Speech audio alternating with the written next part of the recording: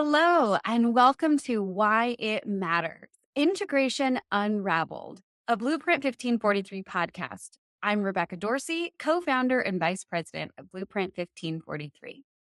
At Blueprint, our mission is to support integrated people, integrated churches, and integrated inquiry to help people ask and answer some of life's biggest questions using the tools of the sciences and the Christian faith.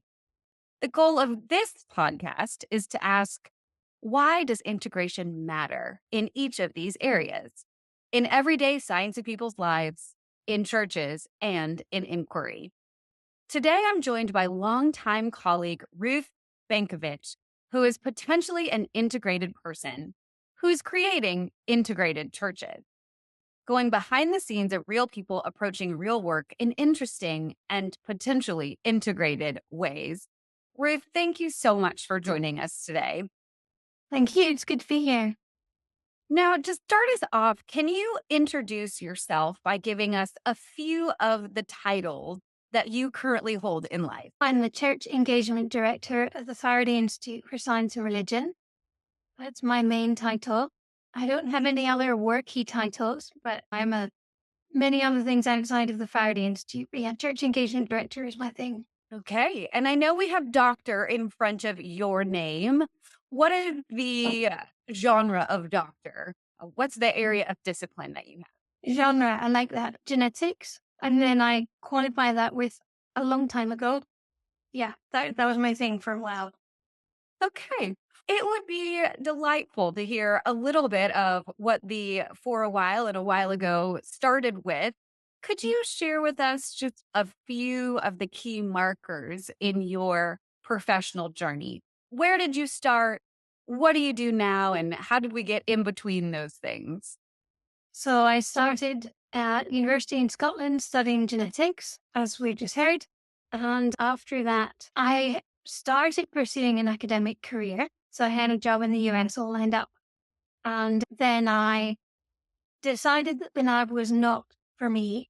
I think basically trying to focus on one tiny thing all the time, it's not my thing.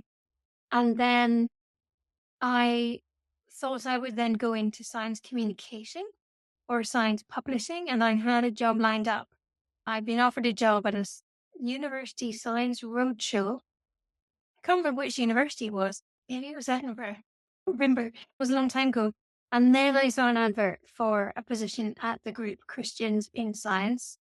And I know the one in the US sister organization is called the American Scientific Affiliation, which is the same thing, even though it doesn't have the word Christian in the title.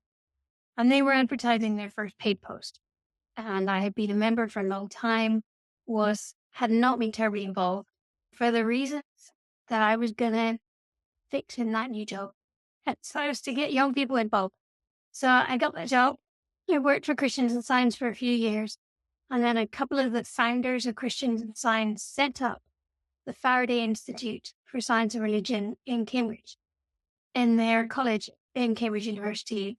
And they had some spare money. So when I said, me too, can I come? Because I was working part-time for Christians in Science. They said, oh, okay then. Can you do something for churches?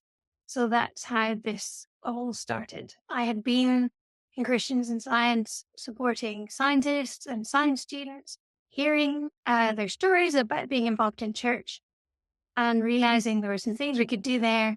And then I got my opportunity. And that was initially to produce resources for churches. And that sort of expanded into building relationships and teaching courses and all sorts of things. Yeah, that's where I am now.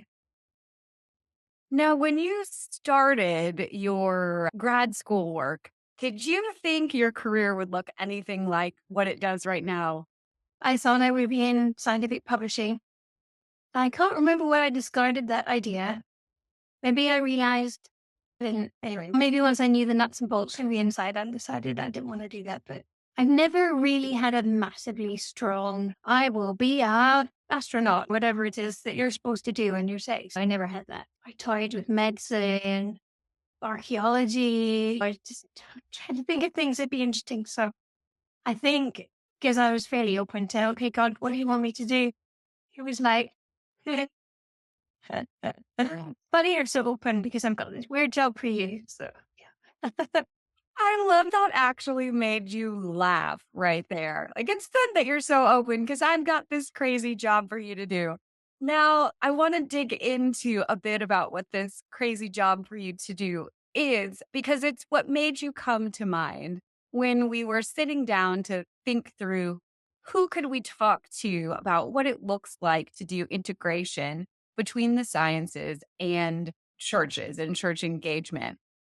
One of the questions that we get asked a lot as we're doing all of these integration activities is why does it matter? Hence the creative name for this particular podcast series. But why does it matter for an individual to be integrated?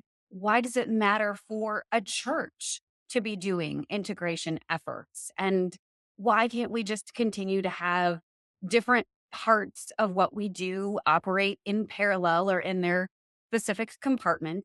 And with churches, similarly, can't we just do our churchy things here and leave some of these other disciplines like science in the lab or in some of the other professional workplaces? And why do they need to cross over and integrate? And what does that look like?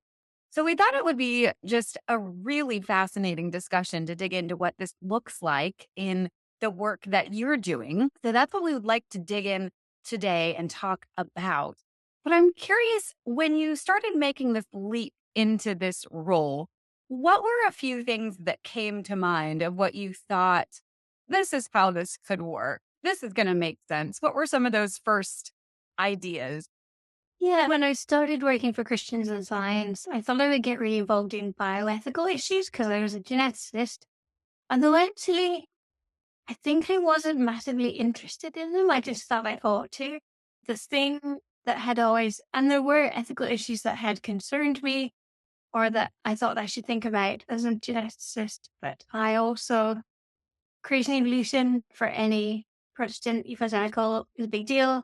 So I wrestled with that, not particularly effectively. This was pre the internet being super useful for that kind of thing and pre a whole load of projects producing amazing online resources. So fairly slim pickings and had not persisted, to be honest, long enough to find stuff that was helpful. So I had unanswered questions.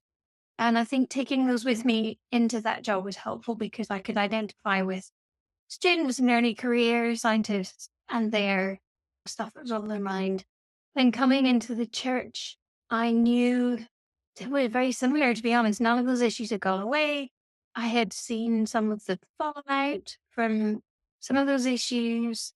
I'd also seen some of the amazing people who were integrated and the ones to tell their stories. I'd become really interested in, I'd been written a series of interviews or conducted a series of interviews for the Christians in Science newsletter.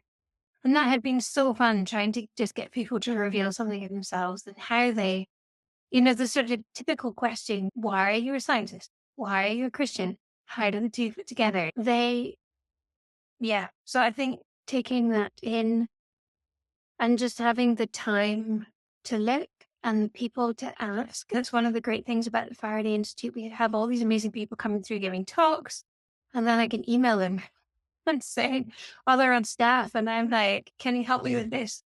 And that has been amazing. So if we back up a couple of steps and just ask in general, why do you think it would be important, or is it even important for churches to be integrating using tools from the sciences? Well, first of all, because every single person on the planet is affected by science, scientific knowledge, scientific ways of understanding the world, things we can investigate scientifically. It doesn't matter who you are, what access to technology you have, you are affected by things we do relating to science. Everyone is affected by climate change, which we're trying to understand using the tools of science and mitigate using technology that's based on science or mitigate our use of fossil fuels. And there's so many others. AI is a technology based on lots of science that will affect everyone with any kind of gadget near them.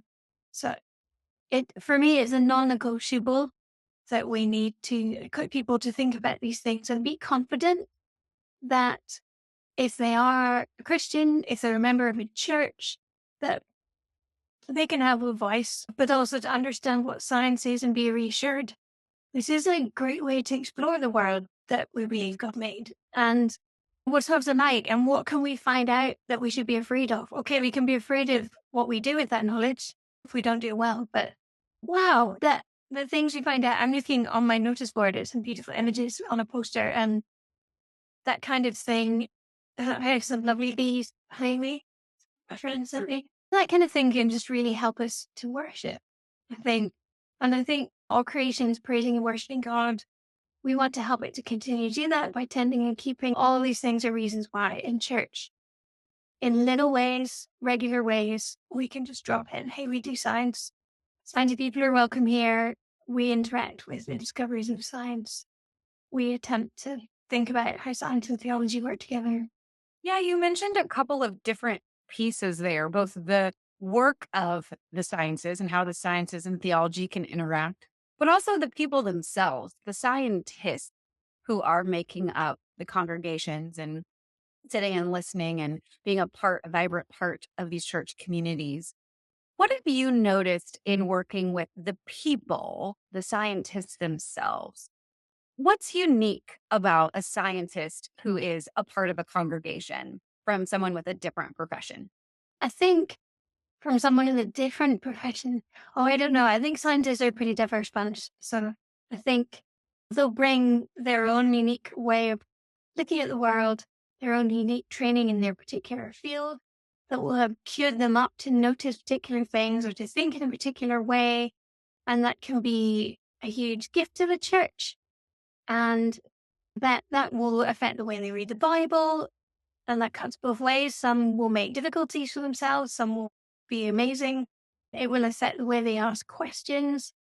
And also the access to data that they have and the stuff they know about the world. If you give them a chance to explain what they're studying and they do it well, that can, as I said, open people's minds to how amazing the world is. And that's an incredible kind of church. But also to get ahead in a career in science, and allergies. You've got to be the kind of person who's willing to work hard, think hard, be creative, give in all sorts of ways, lead. And so you've got people as your potential leaders and helpers and drivers of things in the church that you can use and find ways to use them well. Yeah, can you give a few examples of ways that you've seen science professionals in a church be included and brought into some of the ministries or even into the preaching and sharing? Yeah, preaching is the one thing that does bring to mind because scientists are often, and I'm not saying this separately from people in other careers or even other parts of academia, but they're thinky people, they're reading people, and they'll often do that with their faith as well. So maybe quite well equipped to preach. They're used to speaking. And so a lot of our team actually will preach in churches and will often be invited to guest preach on a scientific topic. And that's amazing. I love that when we can do that. And like I'm drifting, I forgot what your question was. How have you seen some of the specific people, some science professionals, really contribute to the life of the church that they're a part of? Yes. One example in my church, these bees behind us, and this can't see the engineering construction up here on top of my bookshelf. That's a bridge. I actually did an art exhibition of photographic art from scientists. I asked them, send me your most beautiful image and tell me what it means to you. Tell us a little bit about yourself. So we had these images mounted on the wall in the church. So anyone who came in could be like, oh, look, there's a bunch of scientists and they think your stuff is beautiful and the world is beautiful and it's meaningful to them. So that's quite a unique way where you can do that. Scientists are often teaching. Sunday school, youth groups are often into communicating and teaching and will then bring their science in. There's a chap called Dave Gregory, who is a meteorologist and it became a pastor. And then he got involved in is a phenomenon called Messy Church, which I don't know is reach your side of the Atlantic, but they meet interactive, messy up to the elbows, kids involved, crafts. It's church, but not as you know it. It's getting families from the local area involved doing church. together in a very old traditional way. And he would do a science slot. So he was called Dr. Dave, and he wore a lab coat, and we did a science slot, and the kids all loved it. And he's turned it into a book now about lots of activities. And the thing I love about it is that each activity has a danger rating, which for me makes me think of it as like, how good is this experiment? How dangerous is it? No way, that's so cool.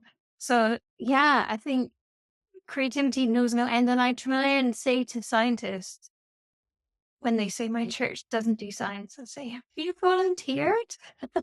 Have you suggested an idea? And have they said, great, you do it. And yeah, there are limitations on individual people's ability to communicate and think of things that other people would enjoy doing. It can go really well, that getting stuck in and doing things like that. I really like this idea of a danger rating. And I almost want to see at the start of every sermon, here's the danger rating for what you're about to hear or what activity is about to happen. That would just be really interesting to see how that plays out.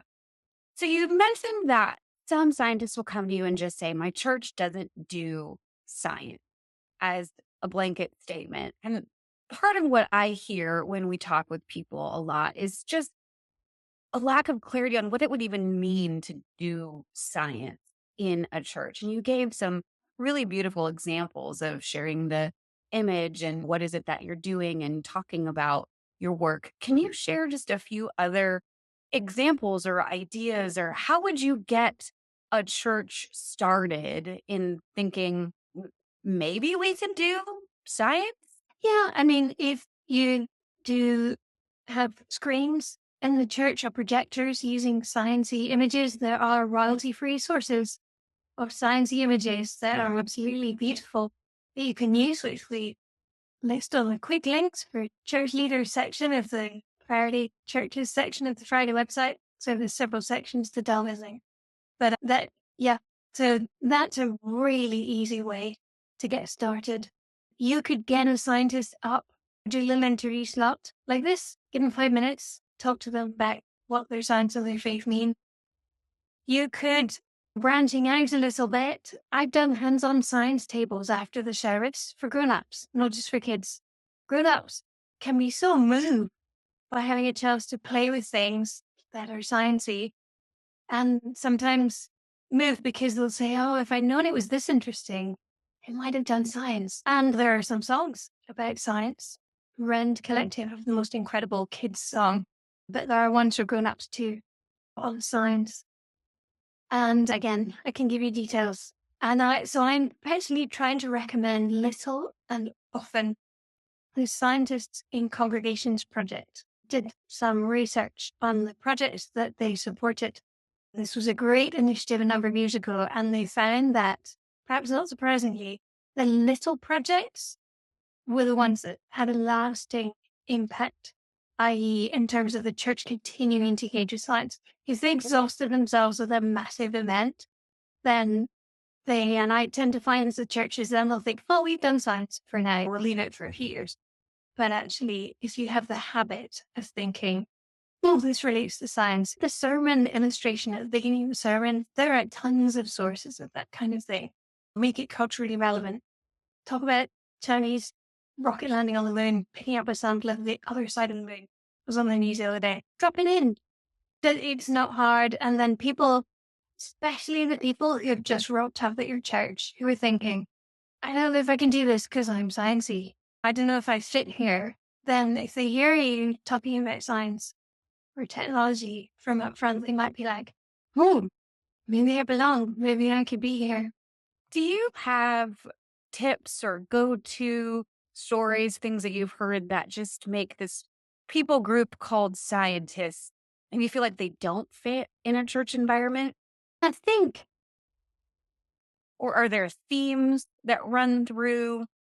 Yeah, I think there are issues that can be a blocker. I think if anyone links a particular view of creation to the gospel and says, we as Christians believe the earth was made 6,000 years ago or something like this, some scientists will just have to say, I can't, I love you, but I can't be here. And that's thankfully not 100% usual. That's fine. Or I think that's the main blocker. For other people, they may say, oh, it's a little sensitive in my church, so I tend just to not talk about my work.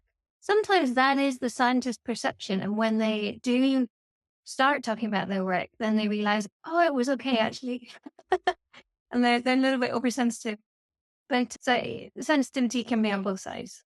And sometimes it can be that the church is valuing a certain kind of vocation over others. And scientists can feel like, oh, I must do Christian service as well as my science, because I'm like, really? Your science isn't Christian service? Seriously, what are you thinking? And I think a church that affirms whatever you do, so long as it's legal, if you do it for God. I never heard anyone say that. I just said that. But it's the Emerald Kuiper, it's all God stuff.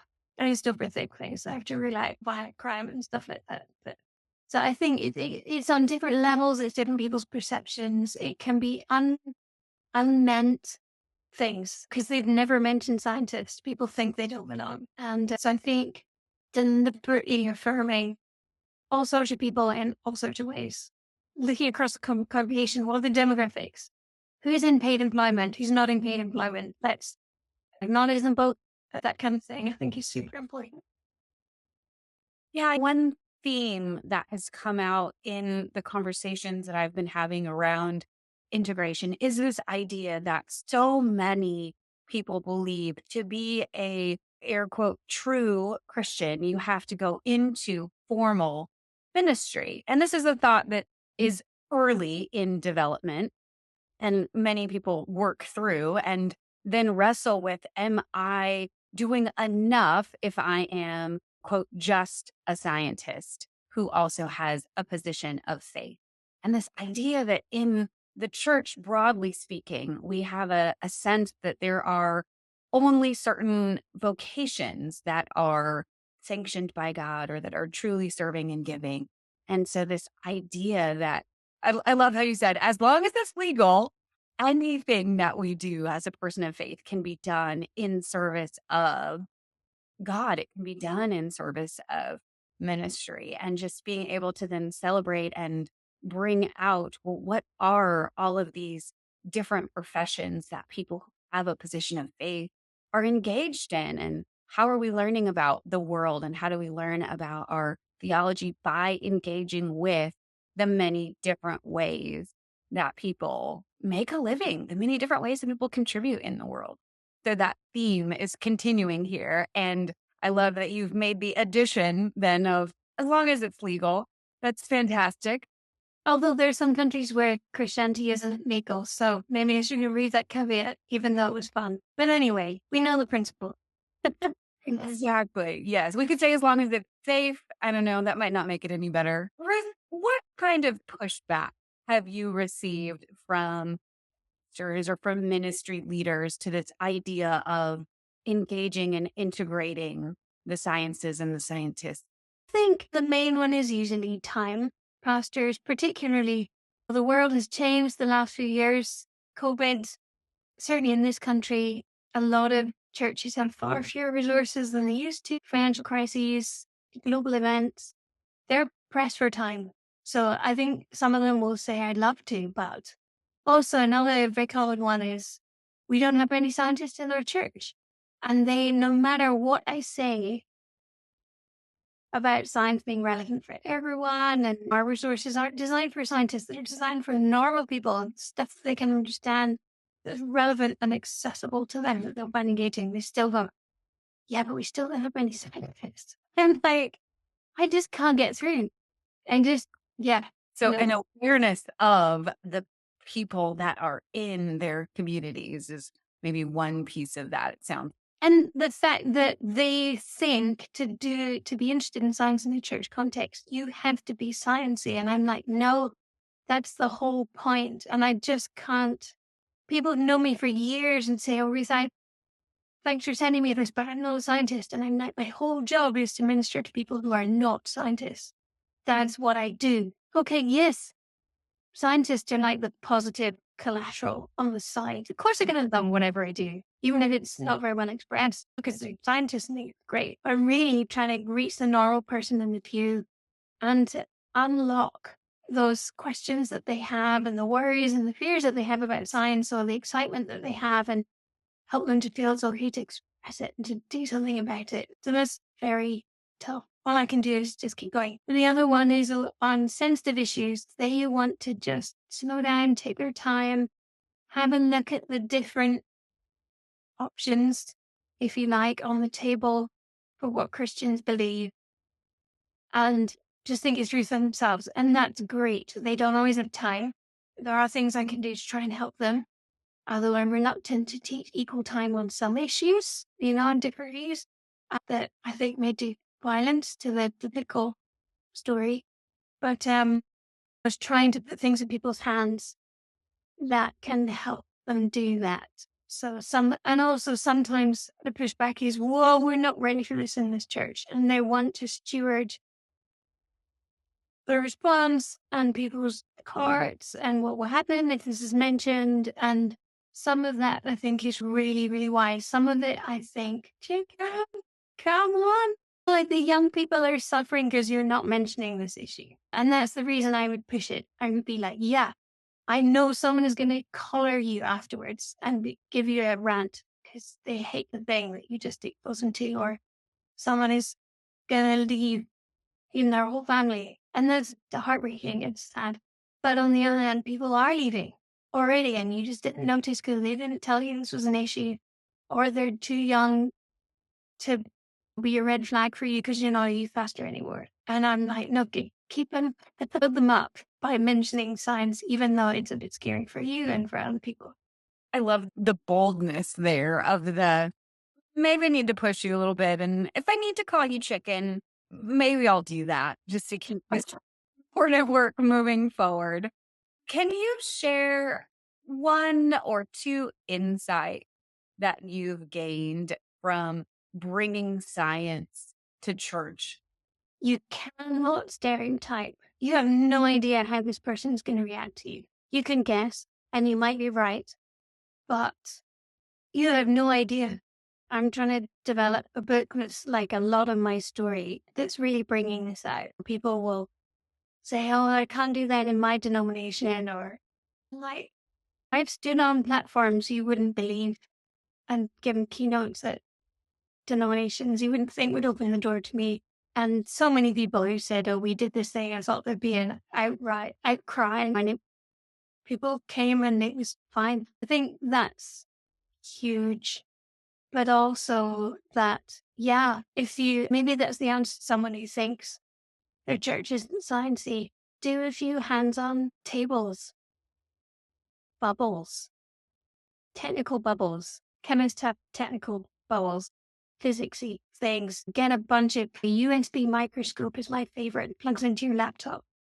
Get one online for a few dollars and watch the kids poking out their noses and the adults seeing what their genes really look like up close. And they start playing. And we know science is playing, really, isn't it? Paid playing, patient paid playing. And then people will start realizing, oh, I know we are science. We like this stuff. This is fun. And hands-on science is messy. There's setup. You have to carry stuff around with you. I hate doing it, but I do it because it's really effective. Like that. It's messy and you have to carry stuff around, but it really helps. And it sounds like those little things add up to big things. Little things add up to people feeling that they belong, that they're part of the community, that they can contribute, that we can learn more about the theology and the work that we're doing by bringing these things together. So thank you for sharing some of those specific examples and helping just to bring to life some of what this can look like. As we close out our conversation, is there anything else that comes to mind that you would want to say or share around the importance of integrating versus operating in compartment with churches, ministries, and sciencey things? I think for scientists, it's healing to be able to do that integrating often, because they've had, like I came to Christians and science with a few fractures and issues and insecurities, and to meet a leader who wants to affirm you in what you do, even though, for example, it may take you away from services a lot. Scientists travel a lot. Even though you may not have time for rotas for some time in your career, even though you may have deep questions and keep bugging people because you've thought too hard about particular biblical issues, to be able to be affirmed or to meet other scientists who are just have the similar stuff going on can help people to feel whole. And this is what I was made to be doing. And I'm not weird. There's nothing wrong. I didn't do anything wrong. I'm not wrong. This is just who I am. And there's lots of people like that. And it's okay. It's good. I think it's really healing. And I think, certainly for me as a student, for example, seeing a scientist in my church who was a departmental chair, engineering, and I was like, great. He didn't even need to open his mouth. I was just affirmed. I was like, there he is. He's a respected member of the church. Cool. Sorted. That's a huge message. If pictures speak 1,000 words, people speak like 1,000,000,000, I think. So, yeah, just encourage anyone listening just to take a really baby step. Let's see what happens. Yeah, I like that. To answer the question of the podcast, why it matters, because it can be healing. That is such a beautiful note to end on. So thank you so much, Ruth, for joining us. Thank you, everyone, for listening to Why It Matters, Integration Unraveled.